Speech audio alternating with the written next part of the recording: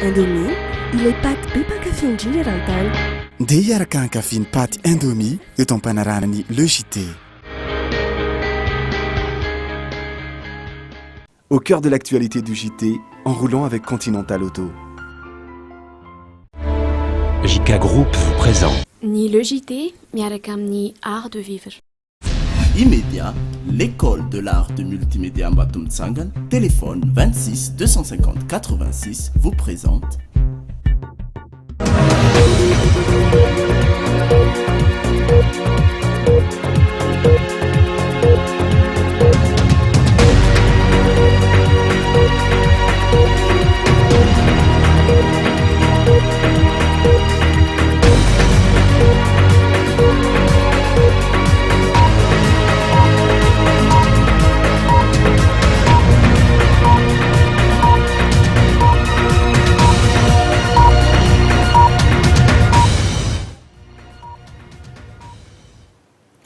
Miarabantsika rehetra mpanaraka ny Dreamina amin'izao alarobia farany volana Jolay izao raika amin'ny telopolo ny volana Jolay toy mazatra dia tondranao ireo vaovao ny fanatanjahantena, ny vaovao hafakely, ny vaovao ny kolotsaina, ireo vaovao sosialy sy ny trangam-piarahamonina ary ny vaovao politika tsy adino ihany koa ireto ny lohatenintsika androany.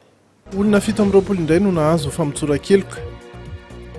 Androany ilay fepitaona farany nomeny JKM anatanterahany fitondrana malagasy sy ireo kandida miteboka fito. Mpanao politika iray voarahona tamin'ny Grenade teny amin'ny 67 hectara. Mpiasam-panjakana eny amin'ny telopolo kosa no nahazo trano. Mbola betsaka no tsy mahazo rano madio fisotro eto Madagasikara. Eo amin'ny fanatanjahantena karate ankalazany fa 70 taona ny kluba Maka. Ny eo amin'ny kolotsaina kosa dia resahantsika ireo mpianatra malagasy any Chine izay mahazo voalohany hatrany eo amin'ny fifaninanana mandihy. Ny eo amin'ny hafakely dia resahantsika ity tovovavy kely any Yemen ity izay nitsoaka ny iray aman-dreniny raha tokony alefa anambady. Ny eo amin'ny lafiny politika ary dia rahantsika amin'ny faranao soaviny manao fara. Miarabanao Riza dia miaraba ihany koa ny any atokantrano. Namoaka anaran'olona nahazo amnistia ny teo amin'ny fitsarana. 7 ireo nahazo famotsora-keloka, 4 amin'ireo kosa no mbola voatazona any am-ponja. Marina moa fa ny raharaha FIGM sy ny raharaha Bani no antony na voarohirohy ireo migadra ireo. 4 tamin'ireo mbola voapanga no ny raharaha 7 febroary 2026 no mbola voatazona any am-ponja. Amin'ireo 7 izay nahazo famotsora-keloka no ny raharaha FIGN teny Fort-du-Chêne tamin'ny taona 2020 sy ny raharaha Bani Ivat. Ahitana ny jeneraly Andria Mihoatra afaka no ny raharaha Bani saingy mbola voatazona kosa no ny raharaha 7 febroary. Ny GP2 Fikisilidi, ny kolonely Jadifar ireo 4 mbola voatazona ireo. Mikasika ny raharaha Bani anisan'ny nahazo famotsora-keloka tao aorian'ny fangatahana napetraka izy ireo tena amin'ny fitsarana ambony ny jeneraly Rawelina, ny jeneraly Noël Rakotonandrasana, ny kolonel Tout Vincent, Alfred Raberanto, Faustin Andriambahoaka, Emilien Rambosalamo. Amin'izao fotoana izao kosa ny jeneraly Rawelina dia mbola voatazona eny amin'ny fonjan'ny Tsiafa. Nanambara arak'izany ireo havany fa tsy salama ity farany amin'izao fotoana izao. Noho izany dia mangataka ny amin-drana azy eny an-tamory izy ireo mba ahafahana manara-maso ny fahasalamany.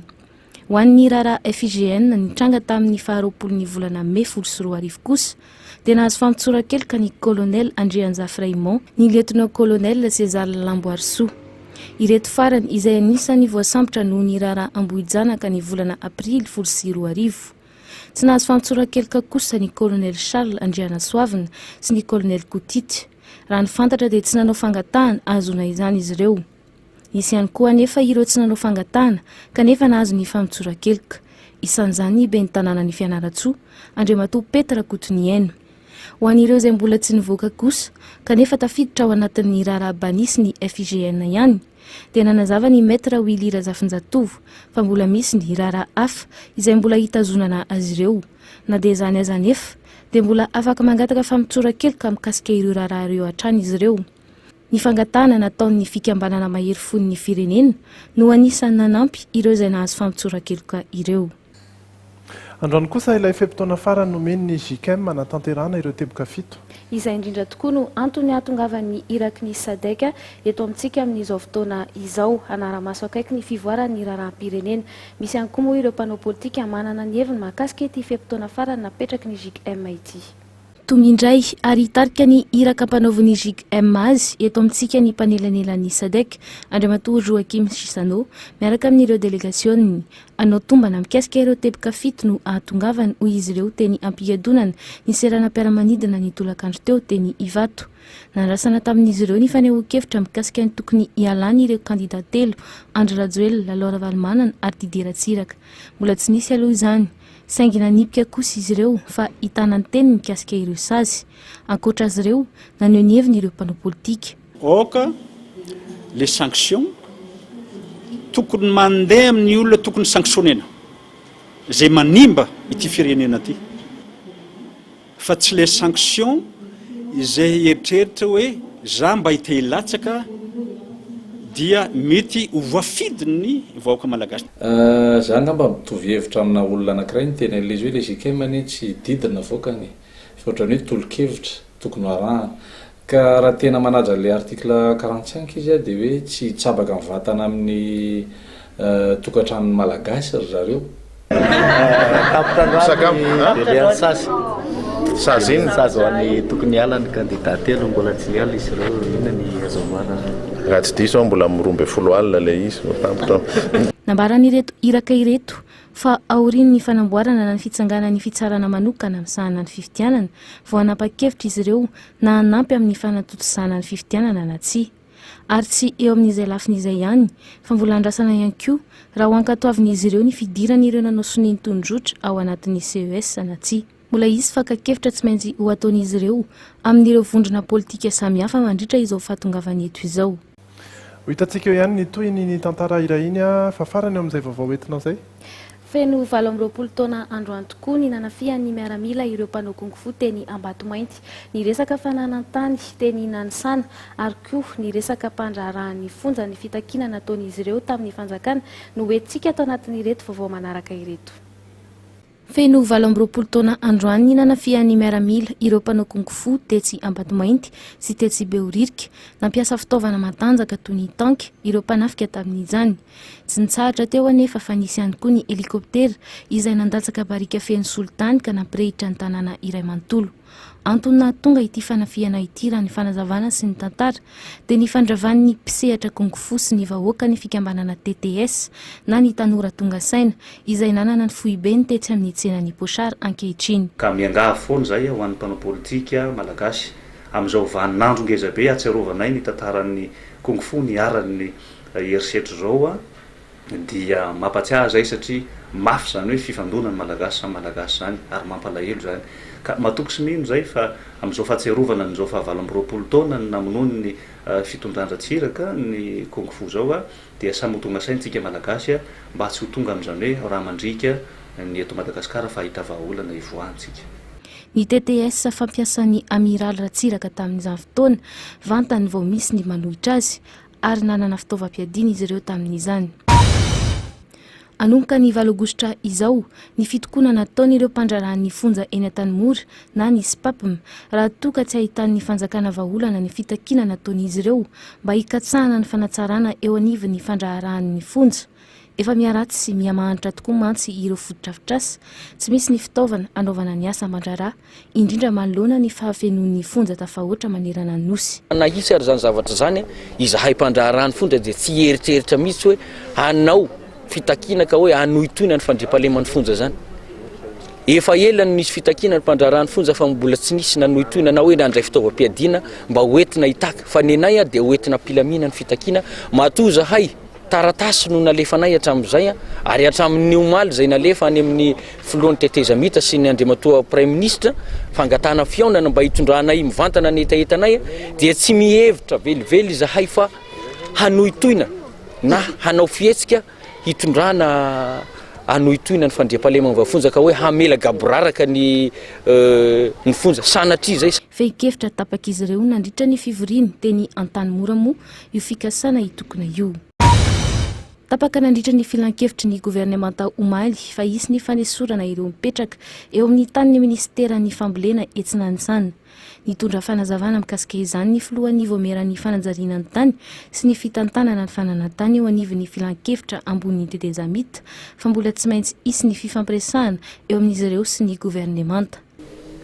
ny zavatra nagaganay nefa ka nainao an'iny dia natao safy be matsina le izy zay a dia tsy miditra am'izay olona niditra keriny tamin'ny tany ministera tao anatin'ny ray volana na roa volana fa ny narovana teto kosa ary ny fanarahana dia reo zay efa mipetraka mampolo taonany teo ary zany dia tokony fampidiniana foana ka mba tsy ampisavorovoro ny saim-bahoaka mba tsy ampisafotofoto dia manao fanambarana zay to hoe tsy maintsy izy sy fampidinianay amin'ny gouvernemanta etsonay azy ary izay vao miera-panady ahy tokoa mba tsy atao safy be mantsina fotsiny izany fanalana olona zany. Misy ireo antota taratasy maromaro eny am-pelatanan'izy ireo mampitaraina ny poniny izany ary ny mahagaga ho iatrany ity filohan'ny Vomera ity dia ny mpandrarano omena ny tany fa tsy ny vahoaka madinika. Ny trangam-piarahamonina ary dia rahantsika amin'ny Jerry Edouard tony mazatra ihany manao ny Jerry manao na Rezatahina ary miaraba ihany koa anareo izay tsy dianay any tokantrano any amin'izao takariva izao ny anomboantsika azy dia tranga iray niseto eny amin'ny 720 hektara androany maraina satria dia teo ambaravaran'ny mpanao politika iray no nahitana grenady nipetraka tsy fantatra aloha izay tena antony nisiny ity grenady ity fa efa saika lamina avokoa satria tonga tena toerana ny mpitandro filaminana nanao ny fizahana. Akory ny haterana ho an'ny Randriamanialina Dieudonné rehefa nahita ilay fitaovam-piadiana mahery-vaika teo ambaravaran'ny trano teny amin'ny 720 hektara androany maraina tokony tamin'ny 9 sasany. Grenady iray no hitany nipetraka teo sofatsy ny poka izy io satria korontana hafa no nateraka izany. Isendra fo maraina haniditra ny voan'ny iray tamin'ny fianakaviany no nahatsikaritra ilay grenady. Zareny tatotrano tamin'izay fotoana ikizy lasa mivoaka dolidoly tany am-piangonana ny sasany zay le anankiray zay moa le lasa ny ambanivohitra fa dia za zay zany nahitany le izy dia gaga teo a dia efa netiko ary moa netiko ny tere milera matotere tsy mitery satria izy mifantatry hoe olona manana fianakaviana amin'ny atitany io zany dia nantany mifantatry inona ho aty zavatra ty dia bomba io izy bomba io zavatra io. Efa tonga teny antoerana ny polisy avy tao amin'ny sampana heloka bevava niaraka tamin'ireo polisy siantifika nanao ny fizahana. Fantatrary fa karazana grenady entina mizatra tena na grenade d'entraînement ity hita ity izany hoe tsy mamono saingy mety handratra ihany anefa.